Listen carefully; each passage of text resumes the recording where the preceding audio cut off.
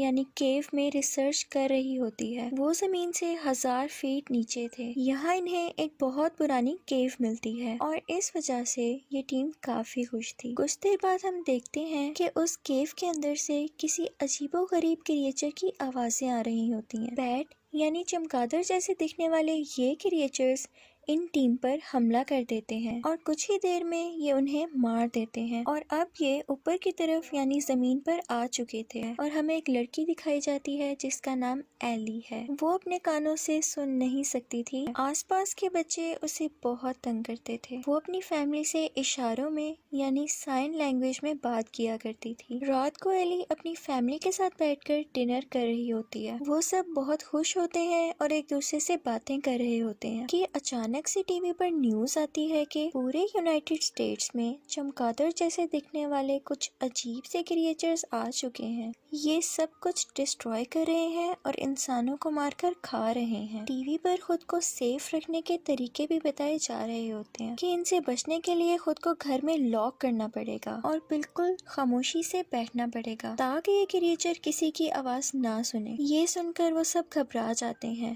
ایلی کہتی ہے کہ ان کا شہر بہت زیادہ نوائزی ہے، یعنی ان کے شہر میں تو بہت زیادہ شور ہے، تو اس طرح سے ان کا بچنا مشکل ہو جائے گا، تو کیوں نہ ہم کنٹری سائڈ پر جا کے رہیں جہاں پر بالکل خاموشی ہو۔ یہ سب یہاں سے جانے کی تیاری کرتے ہیں۔ ان کے ساتھ ان کا نیبر گلین بھی آ جاتا ہے اور راستے میں ان کریچر سے بچنے کے لیے وہ ساتھ گن بھی رکھ لیتا ہے۔ وہ دونوں اپنی اپنی کارز نکال کر کنٹری سائڈ کی طرف جانے لگتے ہیں۔ راستے میں ایک انون انسان ان کی کار کے سامنے آ جاتا ہے اور ان پر گن پوائنٹ کر لیتا ہے۔ وہ ان سے گاڑی چھیننا چاہ رہا ہوتا ہے۔ گلین اس آدمی کو شوٹ کر دیتا ہے اور یہ پوری فیملی یہاں سے آگے بڑھتی ہے۔ راستے میں آگے کافی ٹریفک ہوتی ہے اور گلین کہتا ہے کہ اگر ہم اسی طرح روڈ پر سے جاتے رہے تو ہم کبھی بھی نہیں پہنچ سکتے، تو ہم روڈ سے ہٹ کر ڈرائیو کریں گے۔ دوسرے راستے سے جاتے ہوئے گلین کی گاڑی کے سامنے کچھ ہرن آ جاتے ہیں جن کو بچاتے بچاتے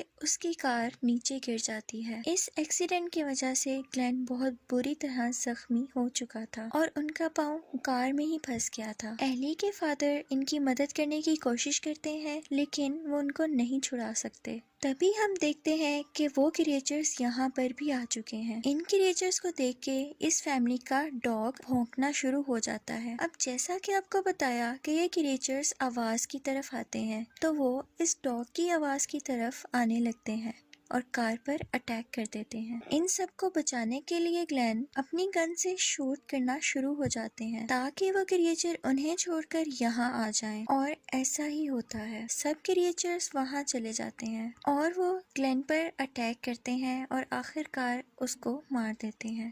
اب وہ واپس سے اس ڈاگ کی آواز سن کر اس کار کی طرف جاتے ہیں اور اٹیک کرنا شروع کر دیتے ہیں۔ ایلی کے فادر سوچتے ہیں کہ اس ڈاگ کی وجہ سے ہم بھی مارے جائیں گے، اس لیے وہ نہ چاہتے ہوئے بھی اس ڈاگ کو کار سے باہر نکال دیتے ہیں تاکہ اس سے ان کی جان بچ سکے۔ یہ دیکھتے ہی ایلی رونا شروع ہو جاتی ہے، لیکن ان کے پاس کوئی راستہ بھی نہیں تھا۔ یہاں پر یہ لوگ اس بات کو لے کر خوش ہو جاتے ہیں کہ انہیں پہلے سے ہی اشاروں میں یعنی سائن لینگویج میں بات کرنا آتا تھا اور ان سے کوئی شور نہیں ہونے والا تھا۔ یہاں سے یہ سب لوگ پیدل آگے کی طرف بڑھنے لگتے ہیں۔ کچھ آگے جا کے انہیں ایک گھر نظر آتا ہے۔ اس گھر کے چاروں طرف اونچی فینس لگی ہوئی تھی۔ اندر سے ایک بوڑھی عورت نکل آتی ہے۔ وہ اپنی گن سے انہیں شوٹ کرنے کی کوشش کرتی ہے تاکہ وہ لوگ یہاں سے چلے جائیں، جس کے شور کی وجہ سے وہ کریچرز اس بوڑھی عورت پر اٹیک کر دیتے ہیں اور کچھ ہی دیر میں اس عورت کی بھی ڈیتھ ہو جاتی ہے۔ اس بوڑھی عورت کے مرنے کے بعد اس کا گھر پوری طرح سے خالی تھا اور وہ سب ڈیسائیڈ کرتے ہیں کہ ہم اسی گھر میں رکیں گے۔ اس گھر کے باہر ایک ڈرینیج پائپ تھا۔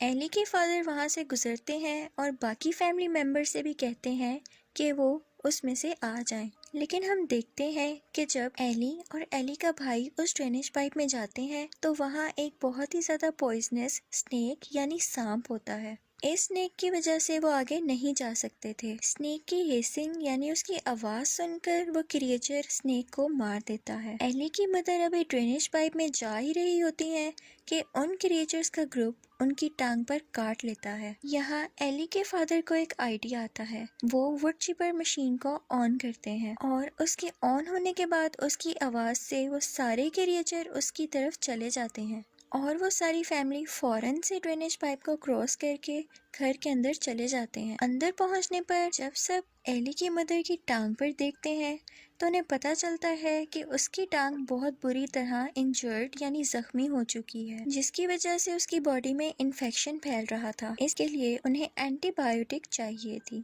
एली और उसके फादर मेडिकल सप्लाई यानी एंटीबायोटिक की सर्च में बाहर जाते हैं। बाहर जाकर वो नोटिस करते हैं कि वहाँ पर कोई भी नहीं था, इवन कोई इंसान भी नहीं। हर जगह खामोशी थी। ये दोनों एक खाली मेडिकल स्टोर के अंदर जाते हैं और एंटीबायोटिक ढूंढने लगते हैं। उस मेडिकल स्टोर में बहुत सारे लोगों की डेड बॉडीज भी पड़ी हुई थी।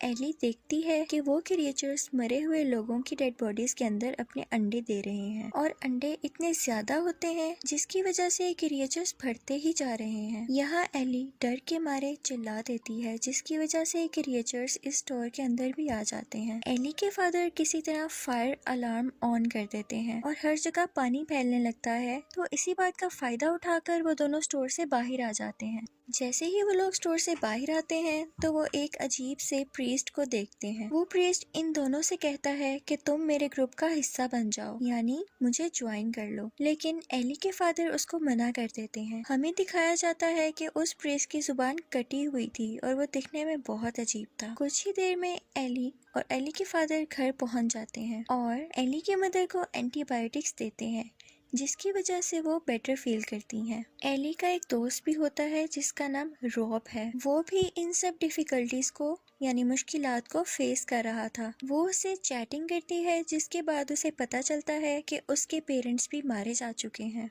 लेकिन वो किसी तरह सरवाइव कर चुका है। वो उसे बताता है कि मैं नॉर्थ की तरफ पढ़ रहा हूँ और वहाँ एक रिफ्यूज भी बनाया गया है और काफी लोग वहाँ पर आराम से और सेफली रह रहे हैं। एली इंटरनेट पर देखती है कि ये क्रिएचर्स बहुत ज्यादा सर्दी या ठंड में जिंदा नहीं रह सकते। वो सोचती है कि अगर हम नॉर्थ यानी कोल्ड टेम्परेचर वाली साइड पर जाएं तो हमारे सर्वाइवल के चांसेस ज्यादा हो जाएंगे, यानी हम बच सकेंगे। अगले दिन हमें वो अजीब सा प्रीस्ट दोबारा दिखाया जाता है। वो अब एली की फैमिली के घर तक पहुंच चुका था। इसके साथ और भी लोग थे। यहाँ फिर से वो उस फैमिली को फोर्स करता है कि तुम मेरे ग्रुप को ज्वाइन कर लो। एली के फादर फिर से इस प्रीस्ट को मना करते हैं। यहाँ हमें दिखाया जाता है कि प्रीस्ट को सिर्फ एली में इंटरेस्ट था, यानी वो एली को अपने ग्रुप में ज्वाइन करना चाहता था, क्योंकि एली की वजह से वो अपनी ग्रोथ कर सकता था, क्योंकि उसने अपना एक ग्रुप बनाना था जिसमें वो एक किंग की तरह रहे और उन सब पर रूल करे। एली के फादर घर के अंदर से गन निकाल कर लाते हैं और उनसे कहते हैं कि चले जाओ। ये देखते ही प्रीस्ट और उसका ग्रुप चला जाता है। उसी रात हमें एक छोटी बच्ची दिखाई जाती है जो उनके घर के बाहर आती है। बच्ची अकेली होती है, इसलिए सब उसे घर के अंदर बुला लेते हैं। वो उससे बातें कर रहे होते हैं कि